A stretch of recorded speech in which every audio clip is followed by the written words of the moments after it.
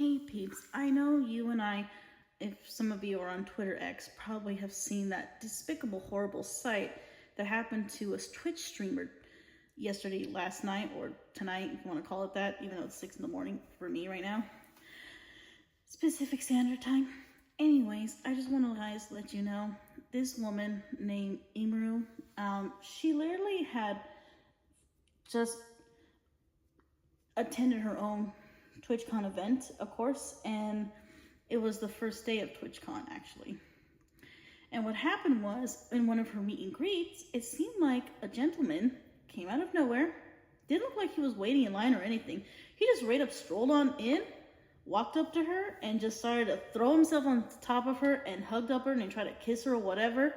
And I don't know if he had a foreign object with him in his hand. I couldn't tell if it was a pen, a knife, a screwdriver, whatever. Whatever it was, it looked fucking scary. It was kind of dangerous. And the worst part about this, what happened to her was exactly what happened to me when I was 17, almost turning 18, in my first year going to college, actually. One time, I think it was like in the morning or like an afternoon, whatever, I was going on my way, I think it was either to like a store or a school that day or whatever, and all of a sudden, I had a man, just like this man in this video, literally do almost something exactly similar, but to me. And it was disgusting and gross and creepy. And I can tell you this right now, you know, that is a scary thought when people like Asmongold Dude and also Tectone were both the most prominent voices telling their own audience, which I happen to be a part of, besides on YouTube, on Twitter X, that's usually where I see them talk about this stuff. They pretty much urge their audience not to go. And also, I found out this girl is one of their friends anyways, from their streamer podcast, I guess Steak and Eggs or something. And anyways, I never watched that show, so I wouldn't know. But that's who they said they usually, associate with sometimes.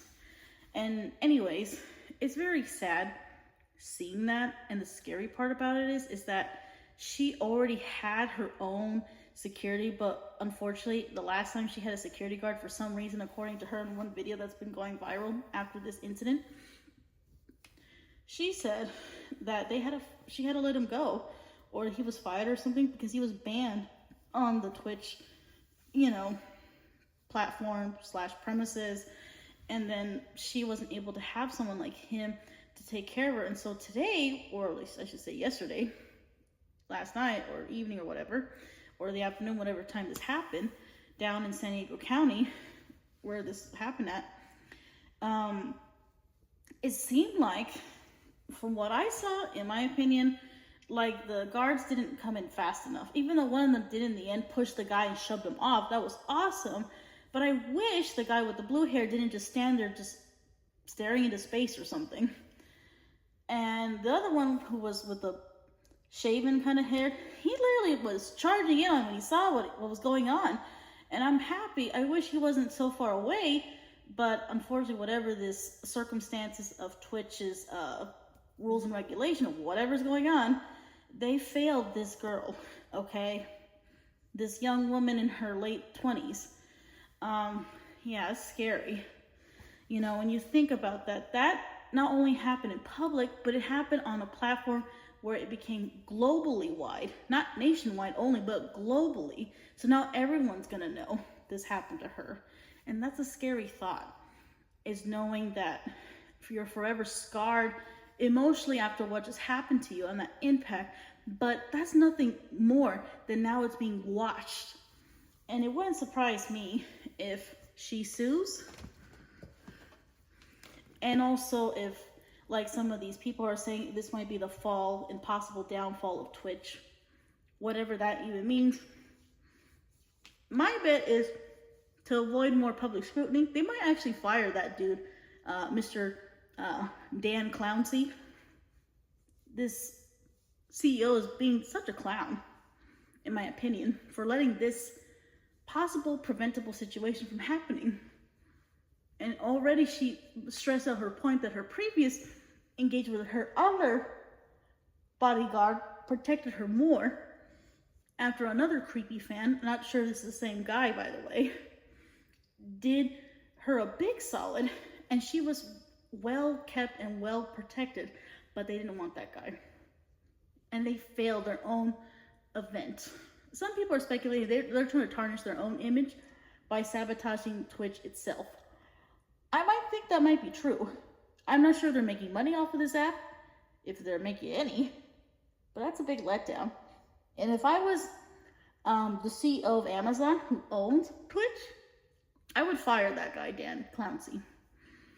Because Mr. Clownsy didn't help, but made the situation worse. Him and whatever his staff probably agreed upon. And also to find out, because she was worried about losing a show, she was forced actually to attend, but she didn't exactly want to go. And that's a scary thought. And she already had an issue, a previous engagement with other creepy, weird, incel idiots, fuck-ass, creeper fans that don't know how to handle of reality and are just letting their obsession just basically lead the way, which is scary as fuck. And so for me, that was just a memory in my own life that was just suddenly unlocked and I didn't want to remember again, but it happened. And it was just sad to watch that video. And all I can say is I just hope she's doing okay. I hope she goes to the hospital. I hope she gets a police report, because that's what I would do if I was her. I would do that. And also, yeah, if you're gonna be a girl going to TwitchCon, I would suggest don't go, because obviously security doesn't give a flying fuck. And also, I'm just gonna say this to people like her. My advice, when a man gets on top of you like that, it's okay, honey. When I say this to you, kick him in the nuts. Yes. That's the sensitive spot for a man. When you kick him there, he'll get off you. And also, step on him, shove him off yourself if you can. I'm glad the security was there though, but it wasn't fast enough to my liking. But I would have to say, she and any other woman in the future are gonna need self-defense courses, because if you can't bring any weapons, you need to find a way to protect yourself. And if that's how you have to do it, then so be it. That's what I would do anyways. And that's why I'm happy.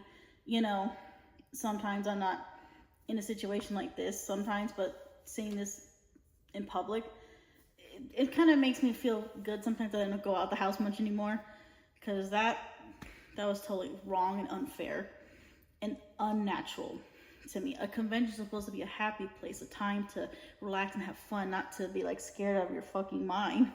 And this is just creepy and scary. I don't like it. I hope something changes. So anyways, peeps, thanks for watching my video. And as always, this is Rosie Says, and I'll see you on the next post. Bye.